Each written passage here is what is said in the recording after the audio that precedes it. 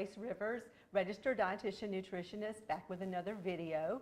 And today I am so pleased to have with me my friend and yoga instructor for at least the past 5 years, Mary Lee Kilgore.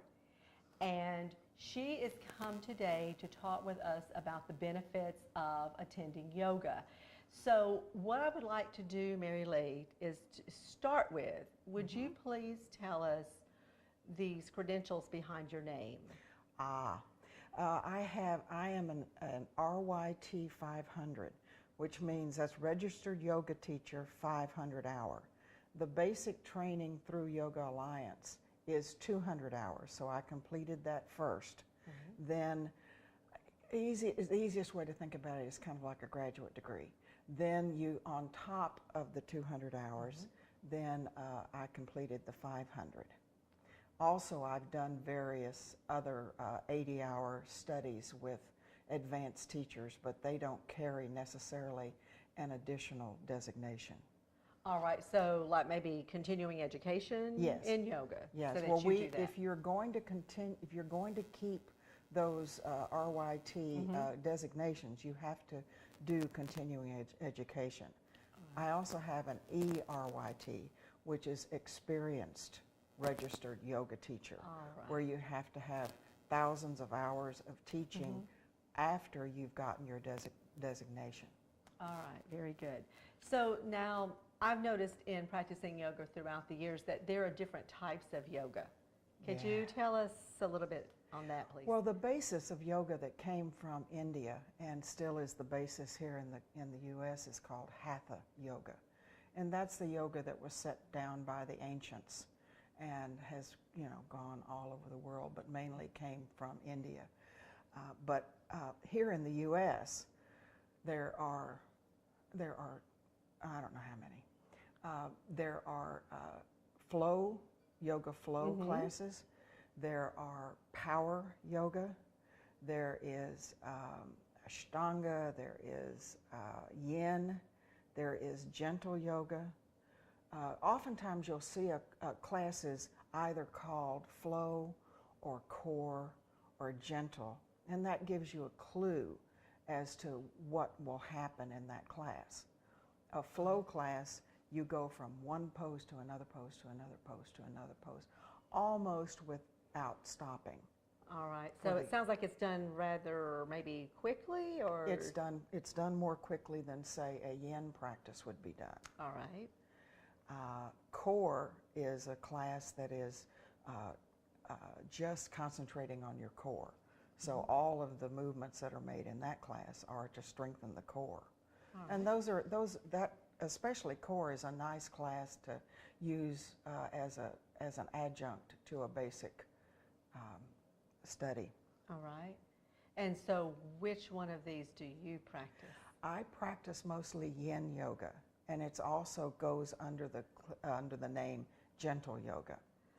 And what that is a yoga that is it's a little slower than some of the other types.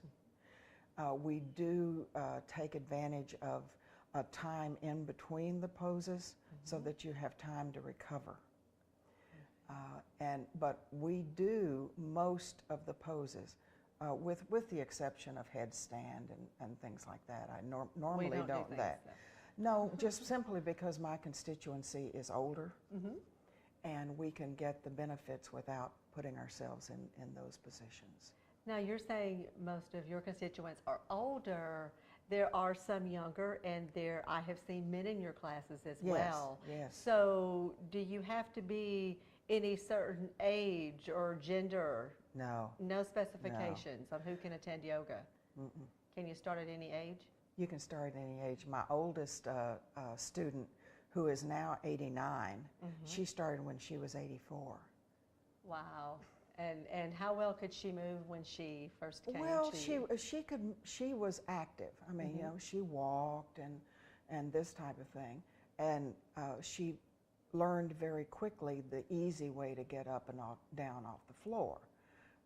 That's usually something that sometimes stops people. They go, well, I'm not going to go to yoga class because I can get down on the floor, but I can't get back up. So the fear of you, The what do you fear do? of getting back up, and I can teach them how to get back up. All right. And also, if you've had a hip replacement or you've had knee replacements or shoulder replacements, you can still do yoga with those. I have a class on Monday morning that we've got all these different artificial body parts in that class. You name it, we've got it. Okay, so someone recovering from sort of surgery or what have Yeah, you. once they've had some physical therapy and they're not just fresh out of surgery. But I have one student who has a lung transplant, and she's on the floor and doing, participating beautifully in the class.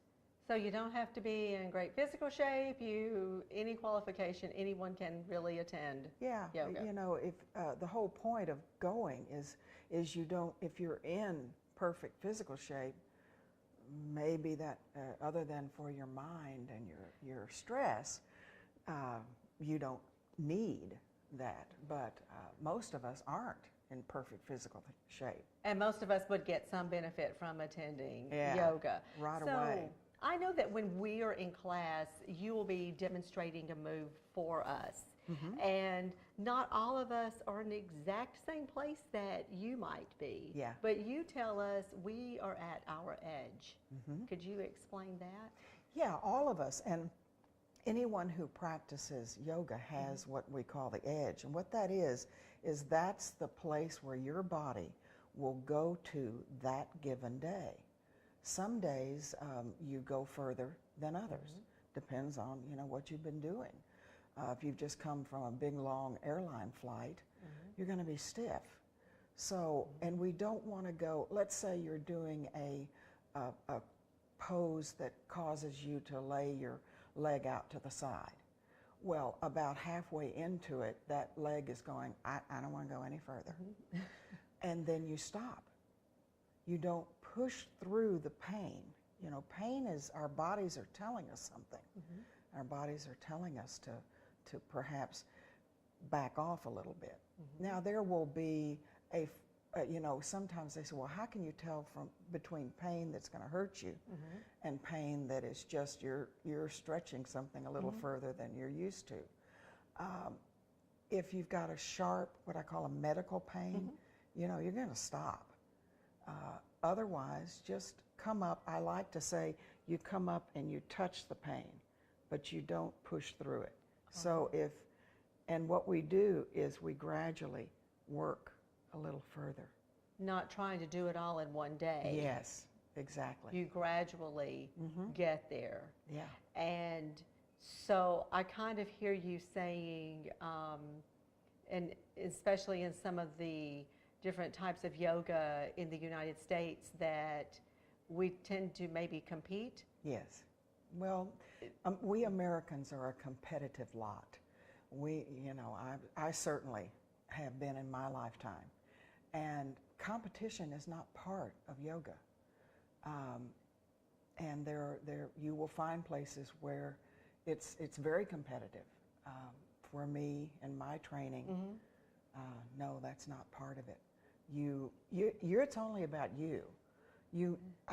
And interesting is practitioners come more. The longer they do it, they find that they're not watching anybody else in class. No, not at all. You don't care about what they're doing. It's what you're doing. Occasionally, if you get a little bit confused, you might look over and see what somebody else is doing.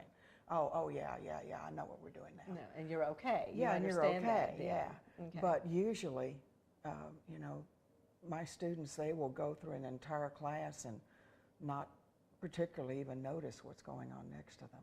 Okay, so you are teaching a gentle yoga, and so if someone decides, well, okay, I think I'll give this yoga thing a try, and they decide, okay, I'm going to class, they've got up the nerve and they're going, and what kind of benefits should they expect to get, say a first class or after years of going to yoga? Well, first class, getting specific on a first class, what I tell people is the hardest thing they will ever do as far as yoga is concerned is walk in the door the first time. Right. Once they've accomplished that, that's their big accomplishment, and that will continue.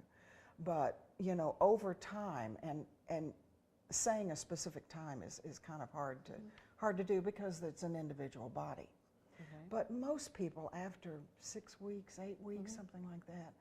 But the main things that we look, and we can say, yeah, this is going to happen. You're going to have increased strength. You're going to have better balance, better flexibility, and agility. You know, you'll find that you're moving different.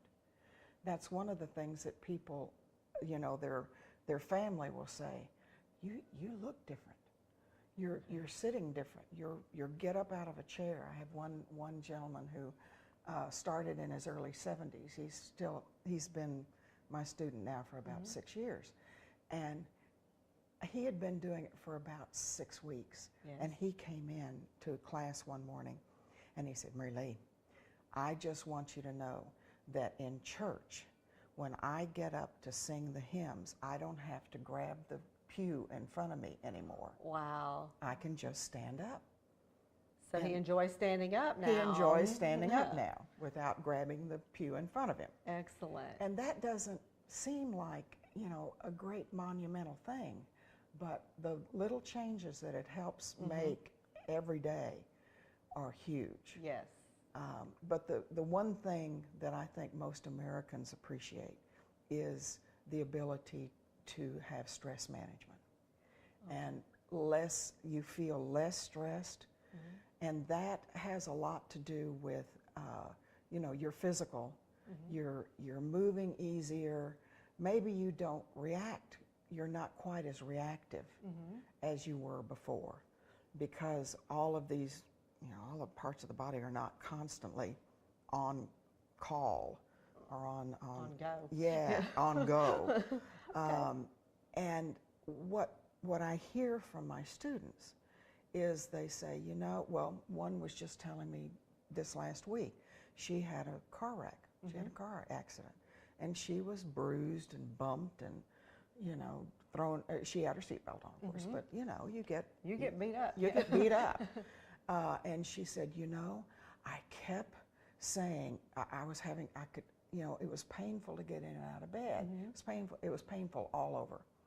And she said, Nat, what I did was I remembered that when I was going to move, I'd inhale first and then exhale as I moved, which I learned in my yoga class. In yoga. And she said, then the pain was not so much. That's excellent. And I could move. Okay, all right. So it's those type of things, So, especially in a student who is, you know, 40s, 50s, 60s, 70s, 80s. There's always benefit to be gained. Yeah. So pretty much then attending a yoga class, you're going to get the benefits, especially over time, of stress management. There is strength and balance and flexibility, and I heard you say agility in there, that you will gain over time. Yeah, and that helps your immune system. You know, your immune system's working very hard, and you give it a boost to help that kick in. So a very big plus overall. Yeah. So thank you so much for being you. here. Thanks for asking me. I'm Grace Rivers, and I'll be back for another video. And if you are interested in attending any yoga classes that Mary Lee may offer, her information is on the screen, intouchyoga.net, and she will be delighted to answer any of your questions.